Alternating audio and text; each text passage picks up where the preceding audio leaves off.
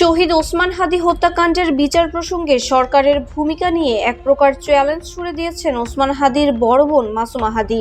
তিনি বলেছেন, সরকার যদি নিজেকে নির্দোষ প্রমাণ করতে চায় তাহলে প্রকৃত খুনিদের দেশে এনে বিচার করতে হবে। আমরা তো তাকেও সন্দেহ করি। এখন উনি যদি সন্দেহের বাইরে থাকতে চায় তাহলে আমাদেরকে সেই রকমের কাজ করে দেখাবে। বুধবার রাতে দেশের অনলাইন গণমাধ্যম ফেস দ্য পিপলের জনপ্রিয় টক শোতে অংশ নিয়ে এসব কথা বলেন তিনি। তার অভিযোগ, এ পর্যন্ত তার ভাইয়ের হত্যাকাণ্ডের বিষয়ে সরকারের পক্ষ থেকে দৃশ্যমান কোনো অগ্রগতি দেখা যায়নি। তিনি আরো বলেন, তদন্তের জন্য আইনশৃঙ্খলা রক্ষাকারী বাহিনী তার ভাইয়ের ব্যক্তিগত মোবাইল ফোন জব্দ করে।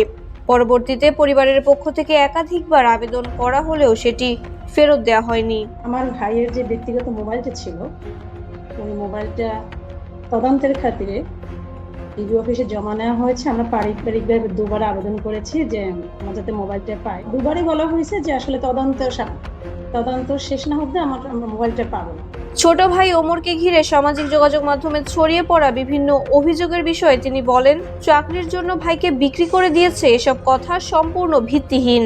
যারা বলে যে ভাইকে বিক্রি করে দিয়েছে, আমি মনে করি এরা আসলে আমাদের শুভাকাঙ্ক্ষী না, আমার ভাইয়েরও শুভাকাঙ্ক্ষী না। তার দাবি, আন্দোলনের সময় ওমর নিজের ব্যবসা ক্ষতিগ্রস্ত করে হাদীর পাশে ছিলেন এবং তার সব খরচ বহন করেছেন। 5ই আগস্টের পর থেকে ওমর নিজের ব্যবসাকে নাই করে দিয়ে, একদম প্রতিষ্ঠিত ব্যবসায়ী একজন, সেই ব্যবসাকে নাই করে দিয়ে একমাত্র ওসমান হাদীর বডিগার্ড হিসেবে পাশে। মাসুমা হাদী বলেন, তাদের পরিবার এখনো মানসিক ট্রমার মধ্যে রয়েছেন এবং পুরো ঘটনা ঘিরে অনেক প্রশ্নের উত্তর পাননি। এই যে আপনি আমাকে দেখেন 6 মাস হয়ে গেল, এখন অবধি কিন্তু আমার জীবনে কোনো ব্যক্তিগত জীবন বলতে আমার কাছে কিছু নাই। সহজ কথা, আমি সারা 24 ঘন্টা আমার মাথায় শুধু আমার ভাইয়ের হত্যার বিচার করতে হবে।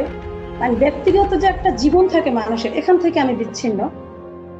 আমার ভাইয়ের স্ত্রী, তার কোনো ব্যক্তিগত জীবন নাই। হত্যাকাণ্ডে কারা জড়িত এ বিষয়ে সরাসরি কিছু না বললেও তিনি জানান, বিভিন্ন মহল নিয়ে তাদের সন্দেহ রয়েছে। ভারত জড়িত, বাংলাদেশের সকল রাজনৈতিক দলগুলো জড়িত। আমরা তো এখন সরকারকে সন্দেহ করি, জামাতকে সন্দেহ করি, এনসিপি কে সন্দেহ করি, অন্যান্য দল, মানে প্রত্যেকে আমাদের সন্দেহের যোগ্য। তবে তদন্তের স্বার্থে বিস্তারিত মন্তব্য করতে রাজি হননি। তিনি আরো বলেন, সরকার যদি সত্যি নির্দোষ থাকে তাহলে তাদের উচিত দ্রুত ব্যবস্থা নিয়ে দায়ীদের আইনের আওতায় এনে দৃষ্টান্তমূলক শাস্তি নিশ্চিত করা।